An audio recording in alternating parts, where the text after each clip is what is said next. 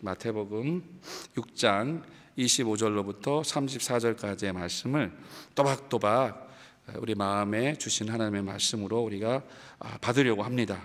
우리 오늘 끼어서 또 듣고 또 함께 또 읽으실 수 있기를 바랍니다. 34절은 합독하겠습니다.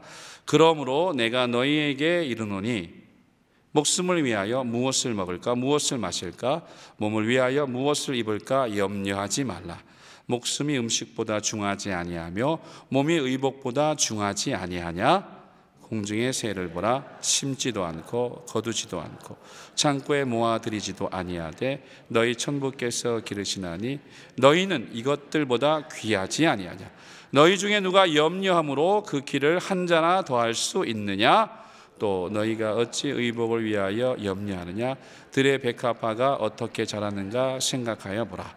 수고도 아니하고 길쌈도 아니하느니라. 그러나 내가 너희에게 말하노니 솔로몬의 모든 영광으로도 입은 것이 이 꽃 하나만 갖지 못하였느니라. 오늘 있다가 내일 아궁이에 던지우는 들풀도 하나님이 이렇게 먹이시거든. 하물며 너희일까 보냐. 믿음이 적은 자들아. 그러므로 염려하여 이르기를 무엇을 먹을까 무엇을 마실까 무엇을 입을까 하지 말라. 이는 다 이방인들이 구하는 것이라. 너희 천부께서 이 모든 것이 너희에게 있어야 할 줄을 아시느니라.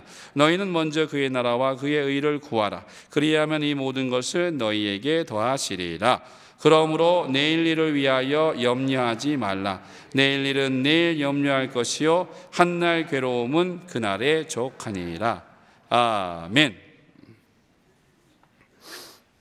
우리가 평상시에도 많이 읽고 또 많은 은혜를 주는 그런 말씀을 우리가 다시 한번 오늘 읽었습니다. 네. 그런데 이 말씀을 읽을 때마다 우리에게 주시는 그 은혜가 항상 넘치는 것 같습니다. 지금 읽으신 이 25절로부터 34절까지의 이 말씀을 여러분 깊이 우리가 묵상할 수 있으면 좋겠습니다. 깊이 생각하고 또 상고할 수 있으면 좋겠습니다. 얼마나 우리 마음 가운데 큰 그 울림과 감동을 주는지 그렇게 한번 보실 수 있으면 좋겠습니다. 이 25절에서 34절까지의 말씀을 다 읽었는데요. 그 주님, 우리 주 예수님이시죠. 저는 그런 마음이 들어요. 정말 주님은 우리를 너무너무 잘 아시는 것 같아요. 우리를. 그러니까 그를 따르는 그 무리들이죠. 지금 이렇게 산상수훈 가운데 들려주시는 이 말씀을 듣는 그들을 보시면서 이렇게 말씀해 주시는 거잖아요. 그들을 보시면서 그들에게 정말 무엇이 필요한 것인지를 주님이 제일 잘 아시잖아요. 주님이 제일 잘 아세요. 우리에게 필요한 것이 무엇인지 가장 잘 아시는 분이 누굽니까? 네. 뭐 내 남편, 내 아내, 또 나를 아는 직장에 많은 동료들, 오랫동안 나를 사귀었던 뭐 주변에 아는 사람들, 뭐 단편적으로 그렇게 얘기할 수도 있겠지만 정말 나를 가장 잘 아시고 우리를 가장 잘 아시는 분은 누구십니까? 주님이세요. 주님. 주님이세요.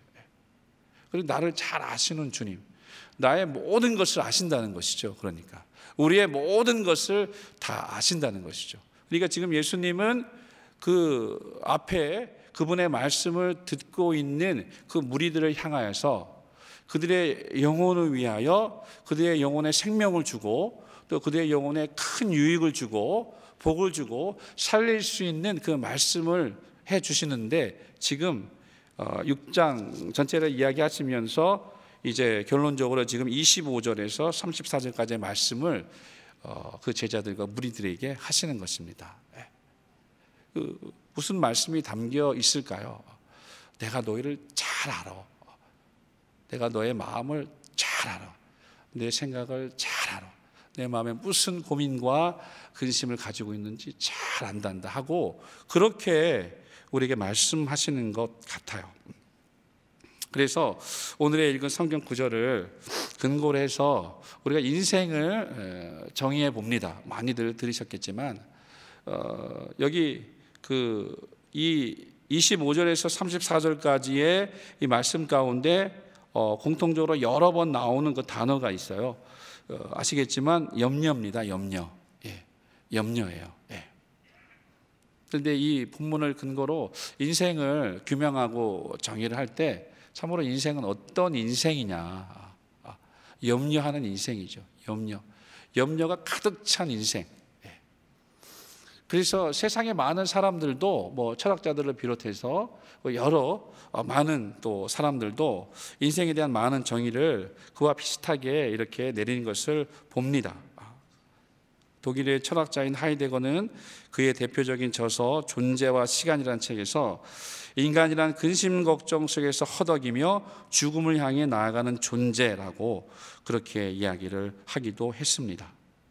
우리가 잘 아는 시편 90편에 있는 그 말씀에도 잘 아시는 것처럼 정말 우리의 인생에 대하여 뭐라고 말씀하십니까? 우리의 날수가, 우리의 살아갈 그 연수가 정말 70이여 강건하면 80이고 그 연수의 그 모든 날들이 무엇으로 가득 차 있는가? 예, 수고와 슬픔뿐이다. 이렇게 말씀을 하고 있지 않습니까? 그래서 우리나라 계수함을 가르쳐 주세요. 예, 지혜의 마음을 얻게 해주세요. 그렇게 시편의 기자도 그렇게 이야기하기도 했습니다.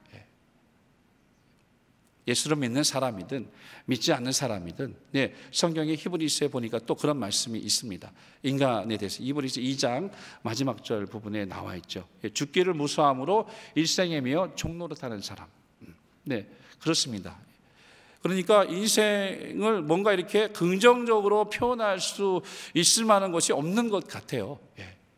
실제로 우리에게 펼쳐진 그 인생과 삶을 살다 보면 많은 수고와 슬픔, 여러 그 고민과 방황, 고통스러운 날도 많고 그렇지만 때때로 기쁨의 날들도 있어요. 웃음의 날들도 있어요. 잠깐이지만 그렇지만 행복한 시절들도 있어요. 그렇지만 통틀어서 우리의 전 인생에 대하여 인간을 규명하고 정의할 때 참으로 인생은 염려하는 인생인 것이 틀림없는 것 같습니다. 지혜자였던 솔로몬이 기록한 전도서 2장 22절에서 23절에도 이렇게 말씀이 기록되어 있어요. 사람이 해 아래서 수고하는 모든 수고와 마음에 애쓰는 것으로 소득이 무엇이랴? 일평생에 근심하며 수고하는 것이 슬픔뿐이라. 그 마음이 밤에도 쉬지 못하나니 이것도 헛되도다. 이렇게 기록되어 있습니다. 해 아래서 수고하는 모든 수고와 마음에 애쓰는 것으로도 무엇을 얻을 수 있겠는가? 사람의 모든 해 아래서의 수고, 일평생에 수고하는 그 모든 수고는 근심뿐이고 슬픔뿐이다 라고 그렇게 지혜의 왕인 솔로몬도 그렇게 이야기를 했습니다. 네, 맞습니다. 염려라는 뜻을 다른 비슷한 말들이 많이 있죠. 근심이든지 걱정이든지 통칭해서 같이 사용할 수 있겠습니다만 오늘은 여기 염려라는 단어가 꽤 여러 번 나와 있기 때문에 그 단어를 중심으로 말씀을 드리고자 합니다. 사전적인 정의를 찾아보니까 여러 가지로 마음을 쓰며 걱정하는 것, 여러 가지로 마음을 쓰며 불안해하는 심리나 행동, 그것을 염려라고 합니다. 오늘의 설교를 준비하면서 여러 가지 글이나 자료들을 이렇게 찾아보았는데요. 염려에 대해서 기록된 그런 글을 보았습니다. 미국의 심리학자이자 유명한 베스트셀러 작가, 아마 많이 들으셨을 것이라고 생각을 해요. 어니 젤린스키라는 이 작가가 쓴 느리게 사는 즐거움이라는 책에 염려에 대해서 조사한 내용이 나옵니다. 그가 조사한 그 내용에 의하면 우리가 아는 염려의 30%는 이미 과거에 지나간 일에 대한 염려고 염려의 40%는 절대로 현실에서 일어나지 않을 일, 미리 염려하는 것이죠. 예를 들자면 지구가 멸망한다느니 하는 이런 걱정들 하잖아요. 하늘이 무너진다느니, 이렇게 절대 일어나지 않을 그런 일이 40%라고 하고 22%는 아주 사소한 문제 때문에 염려하고 있다고 합니다. 예를 들어서 오늘 아침에 일어나면 무슨 옷을 입어야 할지, 또 TV는 또 어떤 채널을 돌려야 할지, 이런 아주 사소한 것들 있죠. 이런 것들에 대한 염려가 22%, 그리고 우리 힘으로는 어쩔 도리가 없는 불가항력적인 그러한 염려는 4%, 나머지 4%는 우리가 바꿀 수 있는 일에 대한 것들.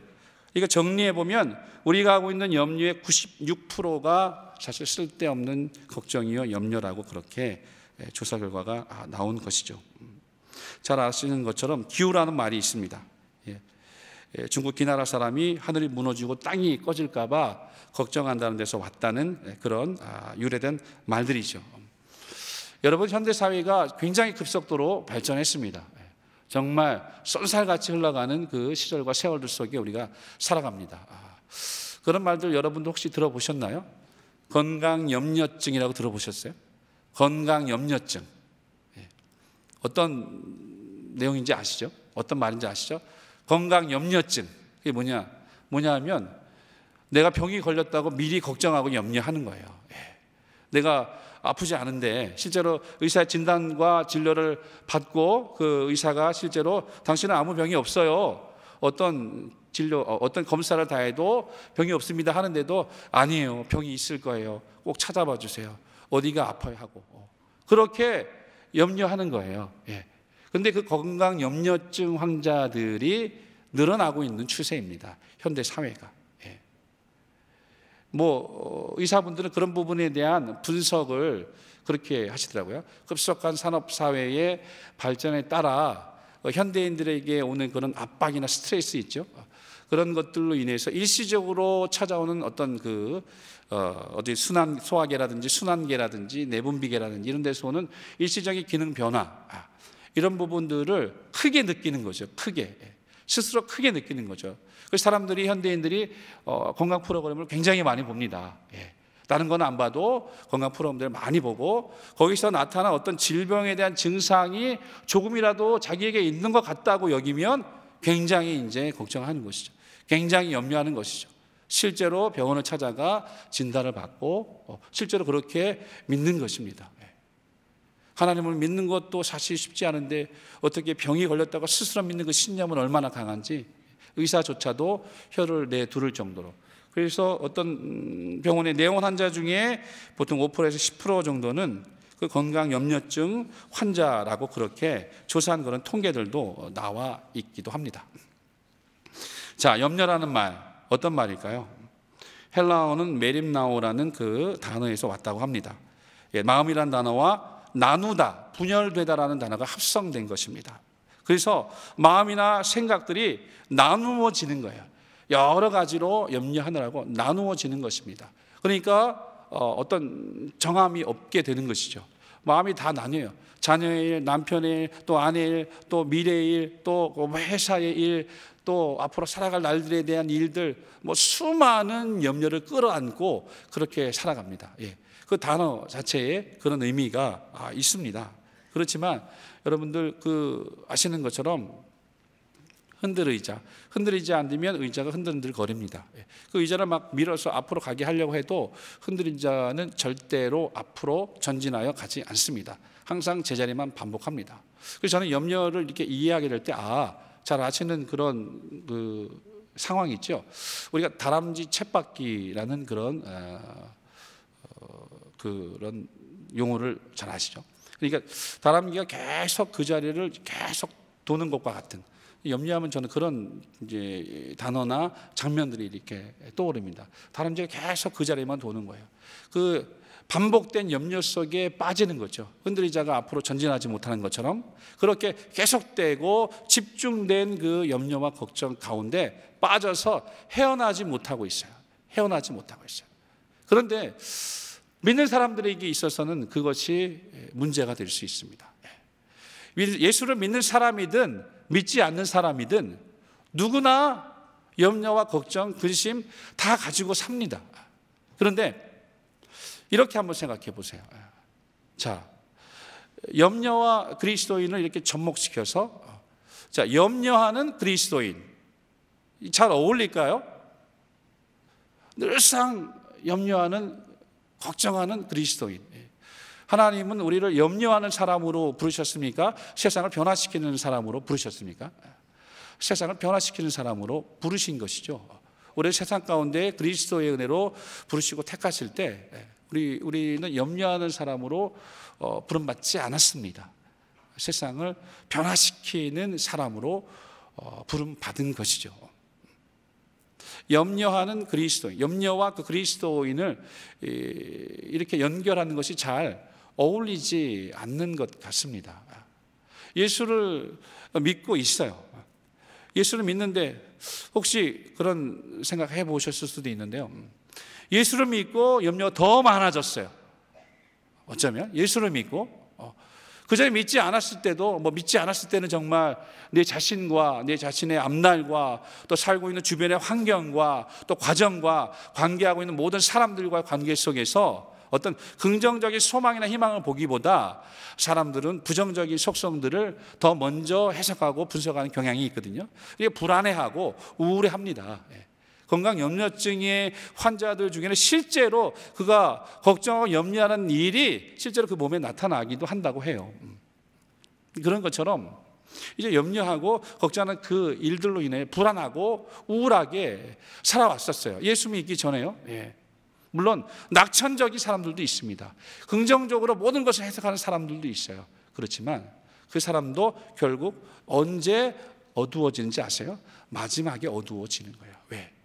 모든 인생 앞에는 죽음이 있기 때문에 그렇습니다. 모든 인생이 벗어나고 지나갈 수 없는 그 마지막, 아무리 낙천적이고 아무리 희망적인 사람이라 할지라도 신념이 강하고 정말 세상 속에서 무언가 자기 힘으로 해볼 수 있다고 여기는 많은 사람들도 결국에는 마침내 죽음이라는 마지막 단계 앞에 좌절하고 마는 것이죠.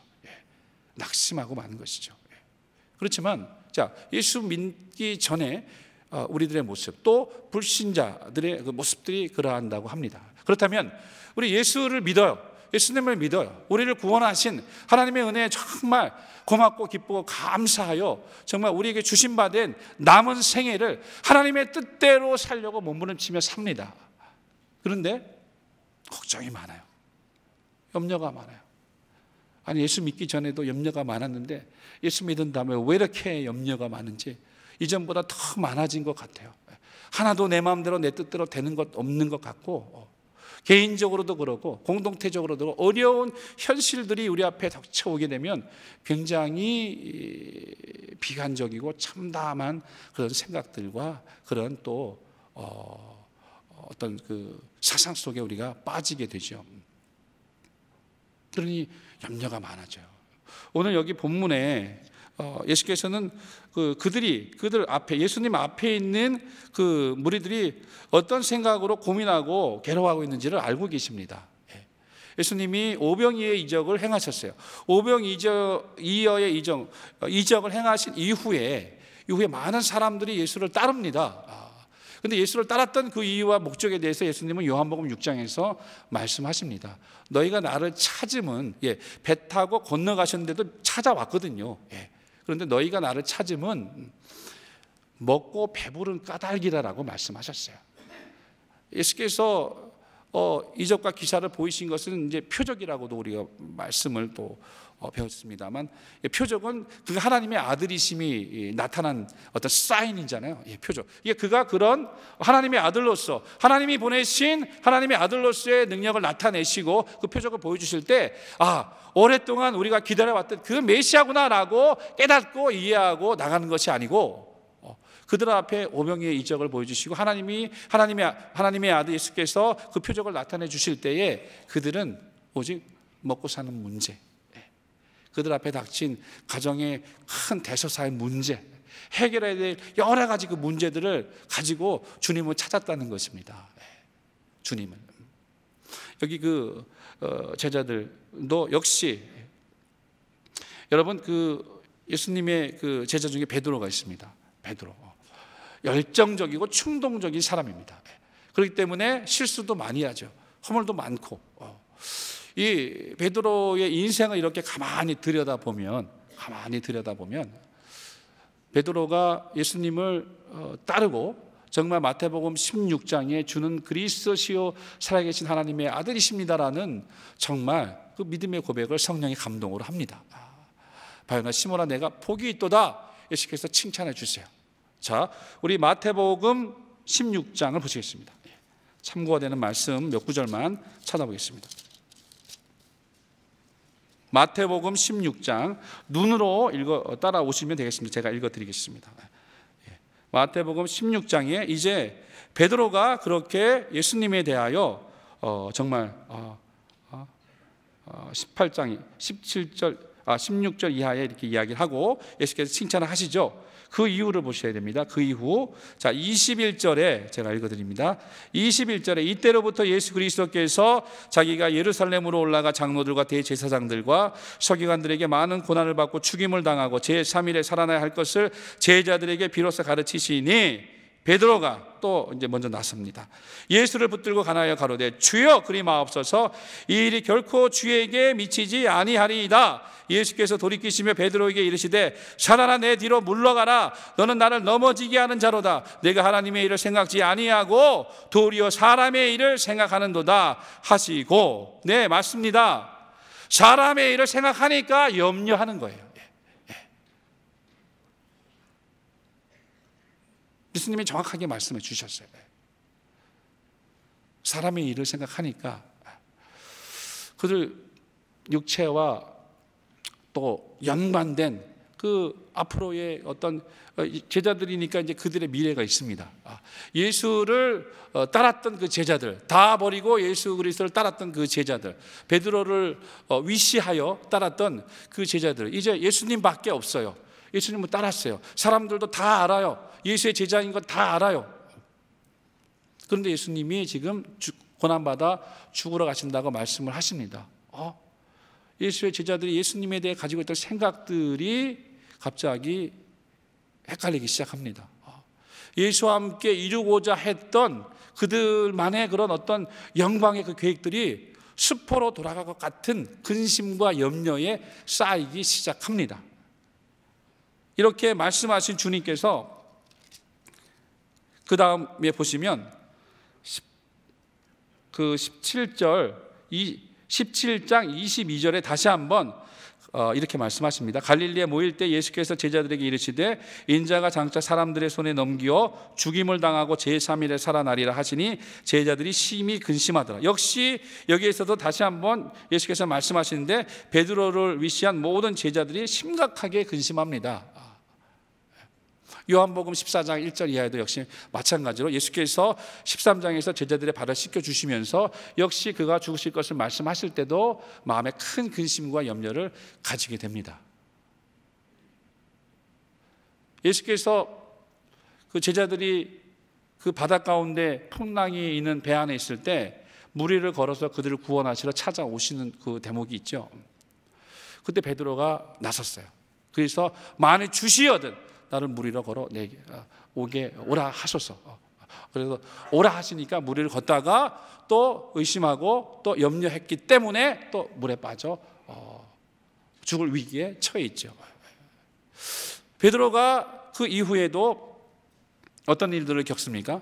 마침내 예수가 붙잡혀 가고 난 이후에 예수를 부인하는 아주 유명한 장면이 또 나오죠. 예수를 부인합니다. 왜 부인하고 왜 예수를 저주까지 했을까요? 붙잡혀 죽을까 봐. 그 마음에 큰 근심과 염려가 생긴 것이죠. 마침내 3번 부인한 이후에 닭이후로 통곡을 합니다. 말씀이 생각났다. 그가 그 이전에 예수께서 주신 말씀이 생각나서 통곡을 하고 회개를 하게 되죠. 자, 예수께서 죽으시고 난 이후에 제자들이 온통 그 두려움과 또 근심의 그 염려에 사로잡혀 있었습니다. 베드로와 다른 많은 제자들이 고향으로 돌아갑니다. 다시 자기 과거로 돌아가는 것이죠. 베드로는 어떠한 마음으로 디베라 바닷가로 돌아갔을까요? 어떠한 마음으로? 그가 이제 바로 저분이시다, 저분이 메시아야, 성령의 감동으로 그리스도요 살아계신 하나님의 아들입니다를 고백했던 그 베드로가 주님과 함께했던 그 시절들을 생각해 오면서 이제 주님이 없어요. 죽으시고 없어요. 모든 제자들이 다 두려워하고 걱정 근심에 쌓여 있습니다. 베드로 역시 마찬가지입니다.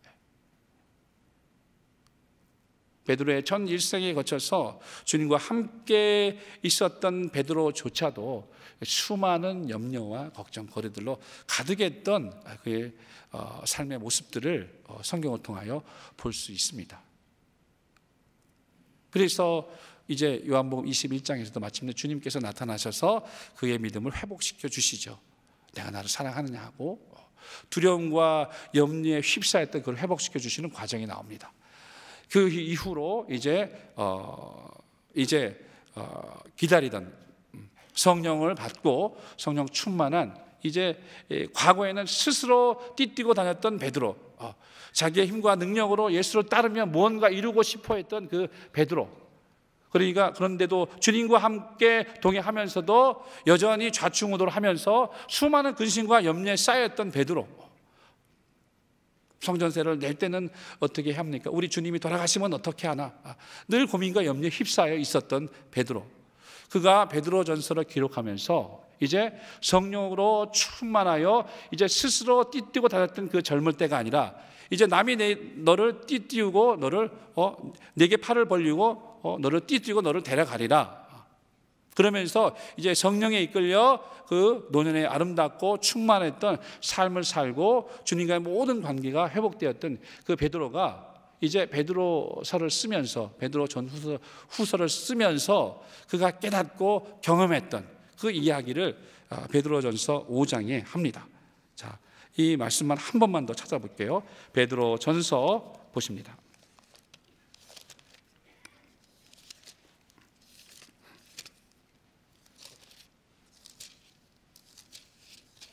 베드로전서 5장입니다.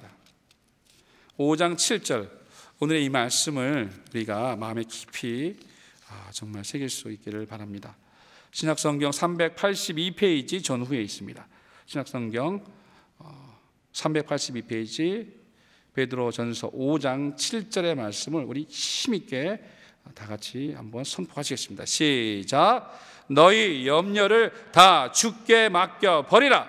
이는 저가 너희를 권고하심이니라. 다시 한번 시작. 너희 염려를 다 주께 맡겨 버리라. 이는 그가 너희를 권고하심이니라. 아멘. 베드로가 마침내 이렇게 기록했습니다. 너희 염려를 다 주께 맡겨 버리라. 그가 주님과 함께 있었던 그 시절들을 기억하면서 자신이 얼마나 주님 앞에 수많은 주님과 그는 동행했던 사람임에도 불구하고 수많은 근심과 염려 가운데 있었던 그 베드로가 마침내 주님이 떠나신 이후에도 이제 성령으로 든든하게 그 영혼과 믿음을 지키며 살아왔던 신실하게 그의 삶을 마감하면서 또 마지막 기록했던 그 글 중에 이제 여기 이렇게 말씀하고 있는 것입니다. 너희 염려를 다 주께 맡겨 버리라.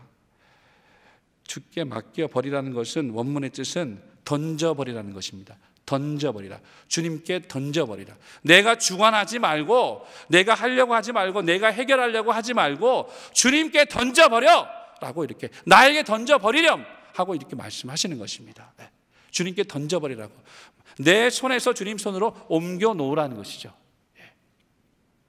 우리 인생들이 가지고 있는 모든 염려, 또 믿는 이들이 가지고 있는 고민과 번민과 정말 우리 앞에 현실에 대한 모든 염려, 주님께서는 분명히 말씀하십니다.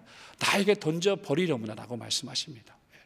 여기 읽은 그 말씀처럼 너희 염려를 다 주께 맡겨버리라. 주께 던져버리라. 왜? 그가 너희를 권고 돌보시고 있기 때문에. 돌보시고 있기 때문에. 여러분, 이 말씀을 믿으십니까? 많이 들은 말씀이고 그렇지, 우리가 또 많은 다른 사람들에게도 가르쳐주고 알려줬던 말씀. 그런데 정작 나 자신은 어떠한지, 정작 그리스도인의 생활과 삶에 대하여 정의할 때, 그리스도인의 생활과 삶을 정의할 때 오늘의 본문을 근거로 이렇게 이야기할 수 있을 것 같습니다. 그리스도인의 생활과 삶은 모든 염려를 주님께 던져버리는 삶이에요. 모든 염려를, 우리가 가지고 있는 크고 작은 모든, 아까 우리 그 젤린스키의 그 조사 연구에도 나왔던 것처럼요, 96%가 정말 우리에게 일어나지 않을 그런 염려, 다시는 일어나지 않을 쓸데없는 그 염려라고 합니다. 우리에게는 이렇게 큰데요, 우리에게는 이렇게 상처를 주고 고통을 주는 큰 염려인데 하나님에게는 아무것도 아닙니다. 하나님에게는 그분이 나서시기만 하면 아무것도 아닙니다. 우리는 그 염려 속에 빠져서 더 크신 하나님을 바라보지 못하고 있는 것이에요. 그래서 주님은 오늘 본문을 통하여 제자들에게 말씀하셨습니다. 왜? 그들이 주님을 온전히 바라보고 있지 못하기 때문에 오늘날 현대 사회를 살아가는 우리들도 마찬가지입니다. 개인적으로도 마찬가지고 교회적인 현실 앞에서도 역시 마찬가지입니다. 연초가 되어 소망이 넘치고 희망이 넘치고 뭔가 진취적이고 긍정적이고 그런 말씀과 메시지를 우리가 들고 그렇게 서로를 위안하고 또 위로합니다. 그럼에도 마음 한구석에 있는 그런 큰 걱정거리, 큰 염려거리, 그것이 저와 여러분에게 있다면, 그렇다면 정말 오늘 이 시간 이후로 정말 주님께 던져버리시기를 예수 이름으로 축원합니다. 할렐루야. 주님께 던져버리세요. 여기 지금 던져버리라고 그렇게 말씀했어요. 그물을 바다에 확 던져버리듯이 그물을 바다에 확 던져버려야 물고기가 확 이렇게 낚여져 올라오지 않겠습니까? 그래서 이제 2019년 하나님께서 새해를 우리에게 열어주셨어요. 1월달 기도 집중의 달로 이렇게 우리가 또 함께 그렇게 힘쓰며 애쓰며 살려고 노력하고 있는 이 달입니다. 이 안에 우리 앞에 어떤 일들이 펼쳐질지 아무도 모릅니다. 개인적이든 가정적이든 산업 현장이든 아니면 교회적으로든 어떤 일들이 마주할지 맞닥뜨릴지 우리는 아무도 모릅니다. 우리가 가지고 있는 근심과 염려, 그것 때문에 주를 보지 못하고 그것 때문에 정말 어쩌면 해야 할 염려, 이 단어가 잘 어울릴지는 모르겠는데 정말 해야 할 염려, 우리가 정작 해야 할 염려, 우리가 정말 신경 써야 할 그 일. 자, 올해 표가 뭡니까? 다 같이 시작. 하나님을 기쁘시게, 이웃을 행복하게. 저는 이 표가 딱 선포될 때 그냥 절로 아멘이 됐어요. 하나님을 기쁘시게 한번 우리 해볼까요? 하나님을 기쁘시게, 아멘. 아니, 그게 아니고 제가 하나님을 기쁘시게 하면 이게 절로 아멘이 되잖아요. 자, 하나님을 기쁘시게, 아멘. 이웃을 행복하게, 아멘. 네, 여기 오늘 읽은 그 본문에요. 본문에 그 마지막 그 33절 말씀이 이렇게 가려져 있었으면 어떤 말씀이었을까라는 생각을 해봤어요. 33절의 말씀. 네, 이렇게 너희가 무엇을 걱정하고 있는지 주님이 아세요. 그 부분에 대해서 주님께서 말씀해 주세요. 그런데 33절에 우리가 오늘도 찬양했지만 그 말씀이 기록되어 있었어요. 우리가 염려하는 것 때문에 미처 보지 못하고 있었던 것, 염려가 우리 앞을 가리고 우리의 머리를 복잡하게 하고 내 마음에 많은 스트레스와 상처를 주었기 때문에 미처 알고 있었지만 잘 배웠었지만 보지 못하고 있었던 것, 그것이 무엇입니까? 너희는 먼저 그의 나라와 그의 의를 구하라. 하나님이 우리를 세상 가운데 부르신 목적입니다. 모든 염려와 고민과 고통이 가득한 이 세상 속에서 하나님의 사람들, 정말 염려하는 사람으로 부르지 않고 세상을 변화시키는 사람으로 우리를 부르셨어요. 그런데 예수 안에서 늘 염려로 무거운 짐을 안고 그렇게 살아가고 있어요. 어떤 면으로 볼 때는 그래서 그런 마음도 좀 들어요. 염려하는 것 때문에 내가 주님을 바라보지 못하고 있고, 염려하는 것 때문에 정말 우리가 해야 할 정말 그 주님의 염려를 가지고 살아가지 못하고 있다면 그것은 하나님 앞에 죄가 될 수도 있겠구나 라는 그런 생각도 해보았습니다. 자, 마지막으로 한 가지의 그 예화를 말씀드리고 함께 기도하도록 하겠습니다. 제가 준비한 마지막 그 예화가 있어요. 그게 뭐냐면요, 어떤 신학자가 초대교회 그 성도들의 삶이 기록된 문서를 연구하다가 이상한 점을 발견했습니다. 어떤 점이었냐면요, 초대교인들의 삶이 기록되어 있는 그 문서에 나와 있는 사람들의 이름 앞에 이런 글자가 써 있는 거예요. 티테이오스. 자, 다 같이 한번 해볼까요? 티테이오스. 자, 티테이오스. 티테이오스라는 단어가 그 이름 앞에 다 붙어 있는 거예요. 그러니까 예를 들자면 그런 것입니다. 예를 들어서 바나바라고 하면 티테이오스 바나바, 바울이라고 하면 티테이오스 바울, 요한이라고 하면 티테이오스 존, 티테이오스 폴, 이런 식으로 그 사람들의 이름 앞에 티테이오스라는 그 헬라 이름이 이렇게 붙어 있었습니다. 그런데 여러분, 이 티테이오스가 무슨 뜻인지 아십니까? 티테이오스 아시는 분들도 계실 거예요. 이 티테오스는 어떤 뜻이냐면 염려하지 않는, 이런 뜻입니다. 염려하지 않는 사람, 이런 뜻을 가지고 있어요. 자, 이게 무슨 의미일까요? 초대교회의 어떤 신앙의 공동체와 그들의 삶을 한번 생각해 보십시오. 초대교회 시절에 그들이 예수를 주로 시인하고 예수 이름을 전하고 그 예수 복음을 전하고 했던 그 모든 환경들이 그들에게 정말 긍정적이고 희망적이고 유익한 환경들이었을까요? 그렇지 않습니다. 잘 아시는 것처럼 사도행전 3장 이후로 4장, 5장 계속 그들은 예수 이름을 전하는 일 때문에 핍박을 받고 박해를 받고 고문을 당하고 심지어는 원형 정기장에 끌려가 죽음을 맞이할 수 있는 그런 혹독한 박해의 환경 속에 살았습니다. 그런데 그들이 깨달은 것은 무엇이냐면 그들이 예수 이름, 예수 복음 가지고 살고 전하는 그 일 때문에 죽을 것을 염려하고 잡힐 것을 염려하고, 그러므로 가정과 삶의 정말 미래가 보장되지 않는 불안함 속에 휩싸이는 그것을 염려하는 것, 그것은 그들의 영혼과 신앙생활에 일절 유익하지 않다는 것을 알게 된 것이에요. 그래서 그들의 이름 앞에 티테오스라고 그렇게 기록되었습니다. 그렇습니다. 우리 역시 마찬가지입니다. 오늘날을 살아가는 현대의 많은 그리스도인들 역시 마찬가지입니다. 지금은 과거 초대교회 시절들처럼 그렇게 심각한 핍박, 박해, 또 예수 부인 안 하면 당신 감옥에 끌고 가겠습니다, 뭐 이런 그런 혹독한 핍박은 없지요. 오히려 반대입니다. 반대. 왜? 시험과 유혹이 훨씬 더 많아요. 살기 좋은 시대, 손 하나 까딱하면 이제 AI가 움직여 모든 인간의 편리를 위해 일해주는 시대, 앞으로 어떻게 보면 우리 육체적으로는 더 편리한 환경 속에, 시스템 속에 우리는 살아갈 수 있게 될 것입니다. 그렇지만 그러다 보니까 우리 영혼을 다 빼앗겨요. 왜? 그런 좋은 시절과 환경과 그런 산업사회를 만났음에도 고민과 고통과 근심과 염려는 없어집니까? 안 없어집니까? 안 없어지고 더 많아요. 앞으로 우리의 후손들이 살아갈 그 시대는 그들의 영혼이 어떻게 살아날까 우리 걱정하잖아요. 근심하잖아요. 앞으로 더 예수 믿기 어려운 시대 찾아옵니다. 예수 그리스도를 정말 인정하고 정말 주로 모시고 그분과 동행하며 살아갈 수 있는 그 시대, 앞으로 더 어려워집니다. 우리에게 주어진 우리들의 생애와 삶은, 그러므로 우리는 어떻게 살아야 할까요? 내가 정말 진정한 그리스도인이라면,